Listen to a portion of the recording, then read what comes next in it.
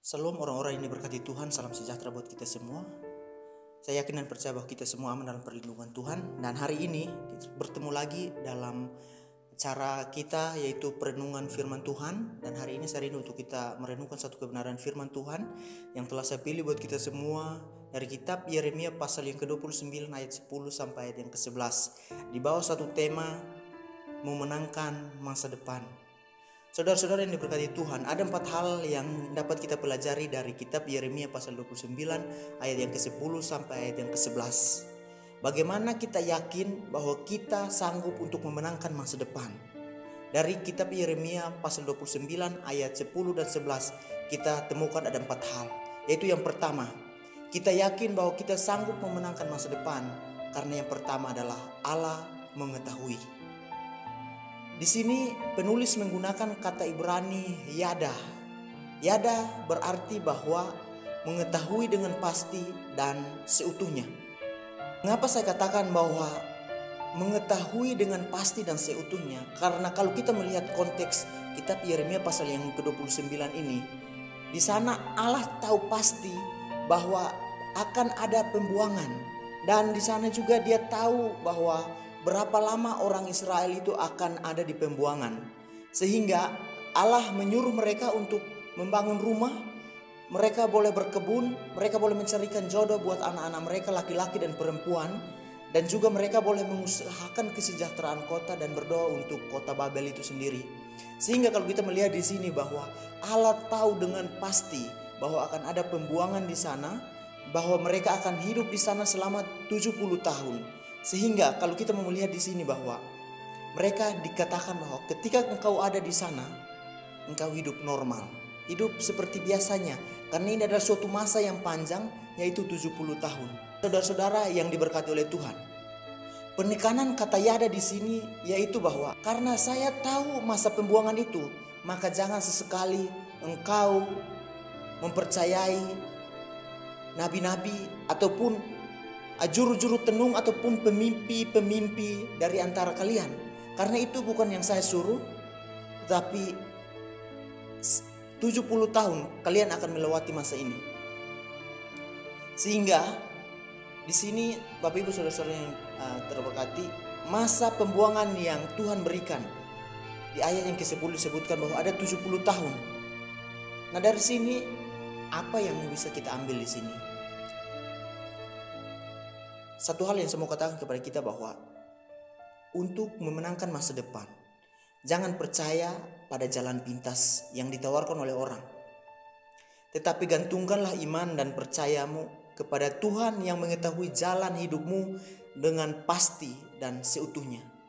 Maka kita sanggup untuk memenangkan masa depan. Hal yang kedua yang dapat kita pelajari dari kitab Yeremia pasal 29 ayat 10 sampai ayat 11 mengenai bagaimana kita yakin bahwa kita sanggup untuk memenangkan masa depan. Hal yang kedua yaitu adalah bahwa ada rancangan besar Allah dalam setiap kehidupan kita. Kata rancangan diambil dari kata Ibrani makasyabah, dari kata kasyab. Kata kasyab sendiri mempunyai 6 arti, yaitu yang pertama, kasyab berarti pikiran, kasyab juga berarti tujuan, kasyab juga berarti rencana, kasyab juga berarti strategi, kasyab juga berarti sarana, dan kasab juga berarti ciptaan atau penemuan ataupun inovasi. Nah, hal yang menarik adalah bahwa kasab itu adalah milik Allah dan ada di pikiran Allah. Allah punya rancangan-rancangan besar dalam setiap kehidupan kita. Sama seperti Nabi Yeremia yang dikenal oleh Allah sejak dalam kandungan ibunya. Ia dikhususkan Tuhan dan ditentukan Tuhan untuk menjadi berkat bagi bangsa-bangsa. Pada waktu itu Yeremia merasa bahwa dia tidak bisa karena dia tidak pandai bicara dan juga karena dia masih muda. Hal yang sama juga dirasakan oleh orang Israel di pasal yang ke-29 ini, bahwa mereka merasa bahwa Tuhan sudah melupakan mereka. Mereka merasa bahwa Tuhan sudah tidak peduli lagi dengan mereka sehingga mereka dibuang. Mereka merasa bahwa mereka gagal. Bapak Ibu Saudara-saudara yang terkasih,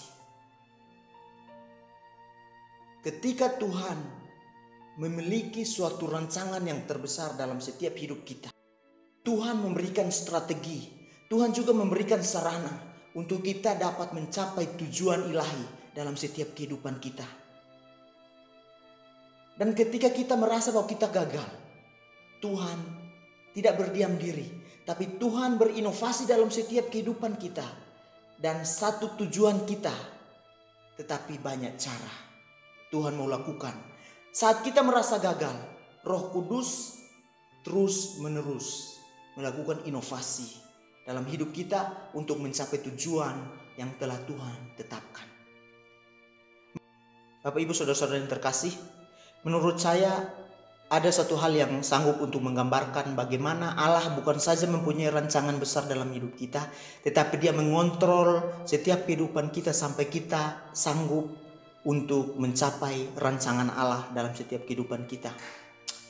Hal tersebut adalah seperti contoh dalam setiap aplikasi online seperti ojek online. Di sana disinkronkan dengan yang namanya Google Map. Dan Google Map itu sendiri dia bertugas untuk mengontrol arah mencapai sebuah tujuan.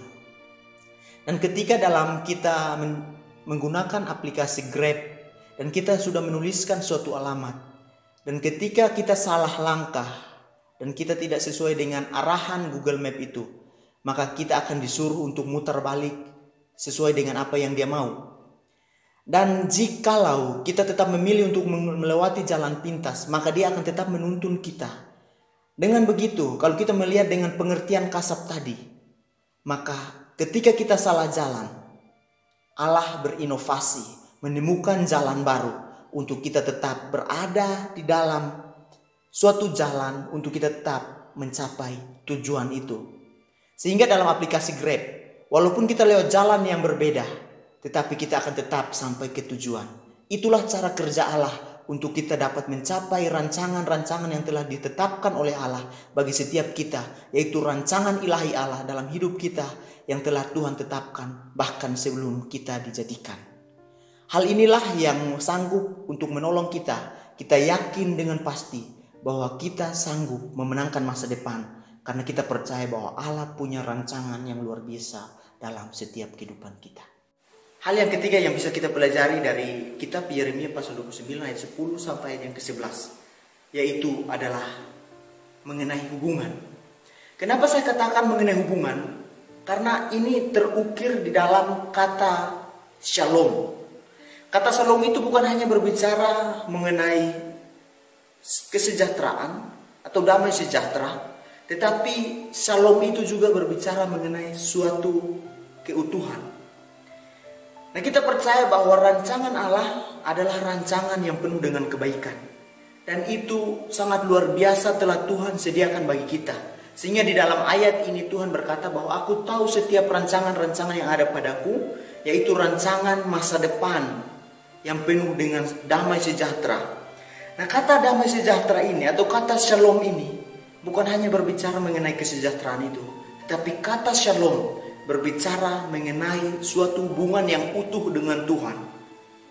Dan keutuhan di dalam hidup kita dapat kita nikmati. Damai sejahtera yang utuh itu dapat kita nikmati dalam hidup kita ketika kita ada dalam tujuan Allah. Dan tujuan Allah itu dapat kita peroleh lewat kita punya hubungan dengan Tuhan. Sehingga hal yang ketiga yang kita mau pelajari di sini bahwa kita sanggup untuk memenangkan masa depan kalau kita punya hubungan yang intim dengan Tuhan. Tuhan sudah menyediakan masa depan yang indah buat kita. Tetapi keutuhan itu dapat kita peroleh kalau kita mengenal tujuan kita dan juga kita punya hubungan dengan Tuhan. Hal yang dapat kita pelajari dari kitab Yeremia pasal 29 ayat 10 sampai 11, yaitu mengenai bagaimana caranya kita mampu memenangkan masa depan adalah dengan melihat apa yang sudah terjadi di belakang kita. Kenapa saya berkata begini? Karena bagi orang Ibrani, masa depan dalam kata Ibrani yaitu aharit. Bagi orang Ibrani, aharit itu adalah bagian belakang kepala. Bagian belakang kepala ini berarti apa? Bahwa orang Israel orang Yahudi khususnya, mereka percaya bahwa semua kita tidak ada satupun yang tahu akan masa depan. Tetapi masa depan itu bisa kita capai dengan kita melihat kegagalan-kegagalan kita yang mungkin kita alami di sana, yang mungkin kita alami di masa lalu, dan kita perbaiki diri kita untuk kita bisa melihat masa depan. Karena tidak ada satupun yang mengetahui masa depan, dan cara untuk menuju masa depan adalah dengan melihat ke belakang. Di situ kita belajar dua hal, bahwa kita percaya kepada satu-satunya yang bisa melihat masa depan, karena tidak ada satu manusia pun yang sanggup melihat masa depan. Dan kalau kita melihat ke belakang, kalau kita ahari, berarti bahwa kita mengingat perbuatan-perbuatan Allah di masa lalu. Sama seperti di Mazmur pasal 78 ayat 9 sampai ayat ke-11. Allah memerintahkan kepada orang Israel bahwa kalian harus melihat apa yang telah saya perbuat. Mulai dari saya mengeluarkan nenek moyang kalian dari Mesir. Demikian juga pemeliharaan Allah akan terus nyata bagi setiap mereka sampai mereka mencapai masa depan yang indah dan juga penuh dengan gemilang bersama Yesus. Untuk itu Bapak Ibu Saudara-saudara yang terkasih, bahwa hal yang keempat, bagaimana kita bisa memenangkan masa depan.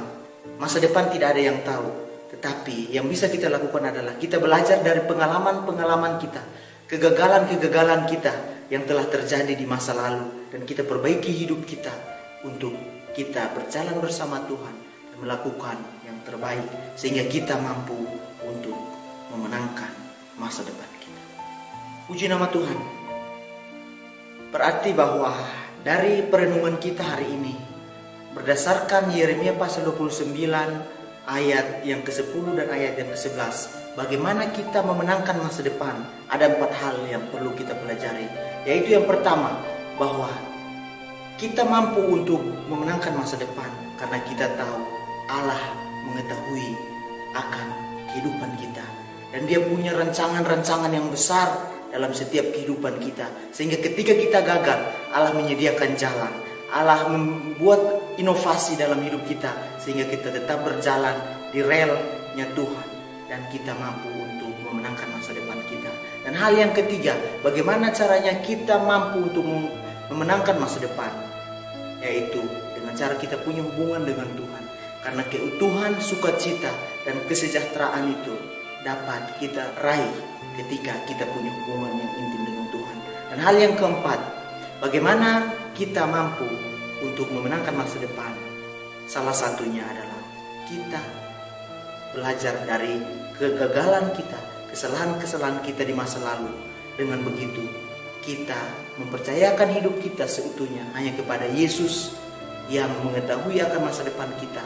Dan kita percaya bahwa kita sanggup untuk memenangkan setiap masa depan kita yang telah Tuhan sediakan bagi kita. Amin untuk kebenaran firman Tuhan. Tuhan Yesus memberkati kita.